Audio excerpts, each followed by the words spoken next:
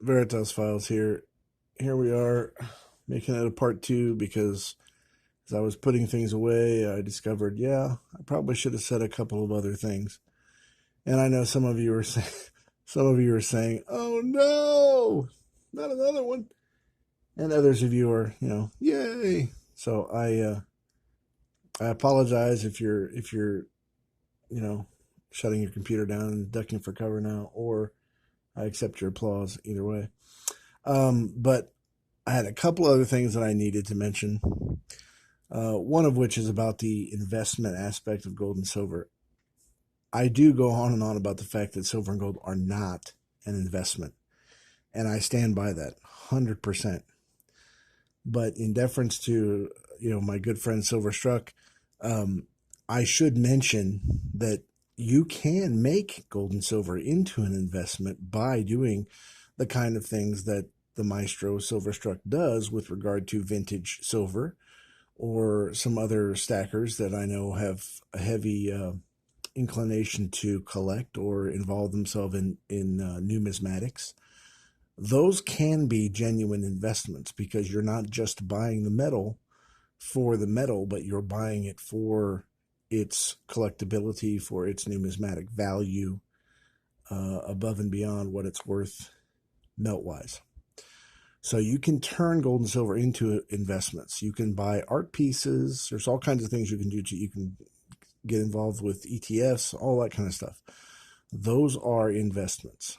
But I'm specifically talking about run of the mill, bullion, junk silver, that kind of stuff.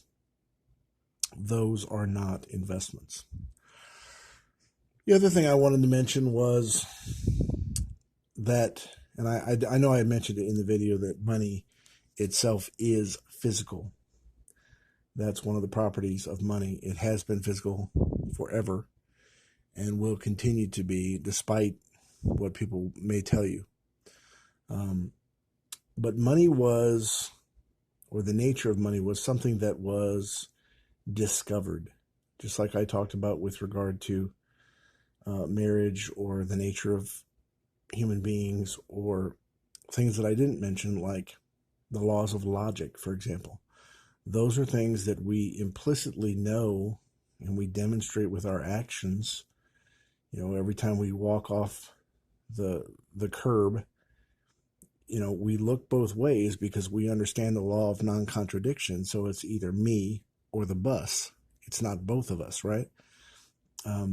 We get it, even if we weren't able to put that into words and say we understood the law of non-contradiction.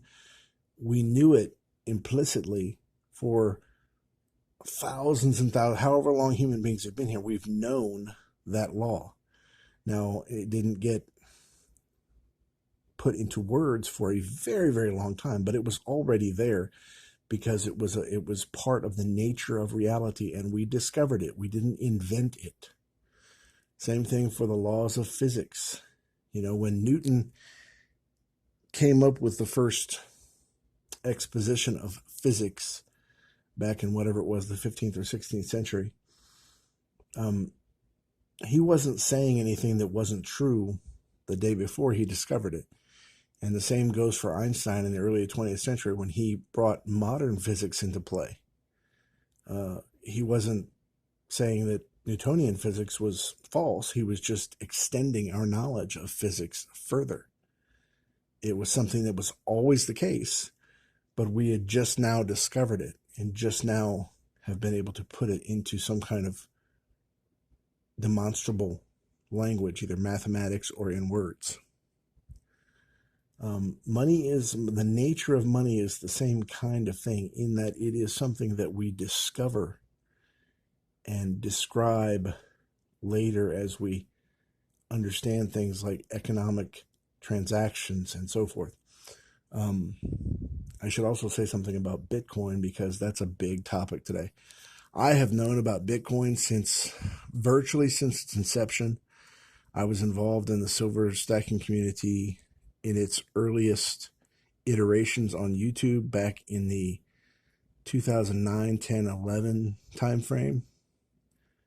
And we had people in that community then who were into IT and who knew Bitcoin. I remember a guy, he set up his whole basement to be a miner. He had CPUs mounted on the walls and extra air conditioner, I think, fit into his basement so he could keep the place cool. And he was a Bitcoin miner. And I think today he's a Bitcoin millionaire living in Peru or Chile. I think it might be Chile.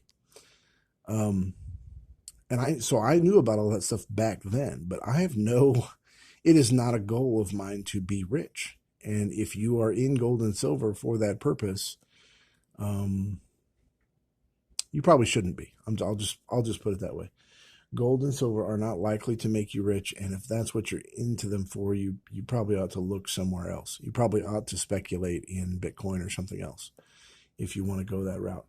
I don't want to go that route, and it's not that you can't. It's not that being rich is somehow evil, but it's just not a goal of mine. I think the superior value is found in relationships, not in riches. You can agree or disagree. A lot of people, will just call me an idiot for not wanting to be rich, but I'll take that. That's fine. Badge of honor as far as I'm concerned. But Bitcoin is not physical, okay? At its base, it's not physical at all. It cannot be money. But there are other problems. Bitcoin has massive counterparty risk that does not exist with gold and silver, okay? It is based on electricity. And for all you folks who are so happy with your modern life, that's wonderful. I congratulate you on being born in this time, in this age. But just understand, electricity is not the default position of mankind. We've been here for anywhere from 10,000 to 850,000 years, give or take whatever your position is, as modern humans, and we have had electricity for 150 years. Okay, so it is not the default position, but Bitcoin relies on it. Absent that, you have no Bitcoin, right? Same thing with computers. Computers are finite, limited pieces of machinery that require replacement on a regular basis, and they require things called semiconductors or computer chips that are massively sophisticated, require really highly attenuated relationships in economic, geopolitical, military, energy, transportation, communication, all of that kind of stuff. These really meticulous web-like interconnections that are very easily broken are required to keep the supply chain alive that makes those things that allows computers and computer chips to be replaced on a regular basis so that computers and networks and things like that continue to operate. The idea that such a fragile system that we just are used to always working, that's where your money is based, man, I wouldn't be caught dead keeping my wealth in such a thing. I just wouldn't. The fact that Bitcoin is a known finite supply versus an unknown finite supply, that matters. It matters. The known finite supply means that Bitcoin will always be getting smaller in number. So people will die, people will forget passwords, people will lose wallets. Bitcoins will inevitably, always and forever stop circulating. Okay? Now they say they can write code to make Bitcoin infinitely divisible. Okay, well, if that's true, if that's the case, then you don't have a known finite. You don't even have a finite supply. You have an infinite supply. So either whatever explanation they give, it is not sufficient for money. Okay? Bitcoin is inherently deflationary, and deflation is as bad for money as inflation. What you want is relative stability, which is what you have with gold and silver, specifically gold. Okay? And as you age, you want to have more gold than you do silver, specifically in value. But I would argue even you want to move toward having more weight in gold than you do in silver over time as you age, because the bulk of your wealth should probably be held in gold. That is the superior form of money amongst all of the monetary metals.